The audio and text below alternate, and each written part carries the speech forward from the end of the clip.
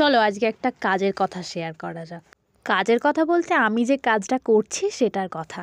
আমরা সবাই বলতে গেলে কম বেশি এনাকে চিনেই থাকি। হ্যাঁ, এটা হলো সেই শীতের গ্যাস ছড়ানো সবজি।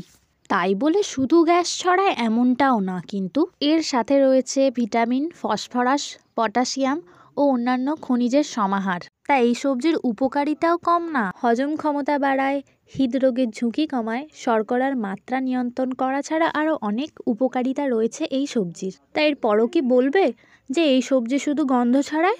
যাই হোক, এবার আমি এই ফসলগুলিকে কেটে আর এর যে গায়ের ছোট ছোট লোমগুলো আছে এগুলো ছিঁড়ছি। তা ছিঁড়তে আমি ভালোই পারি।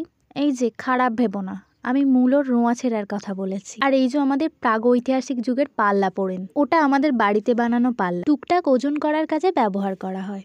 তো এবারে আমার মূলো ধোয়া প্রায় কমপ্লিট। তো এগুলো এবার সাপ্লাই দেওয়ার জন্য একেবারে উপযোগী।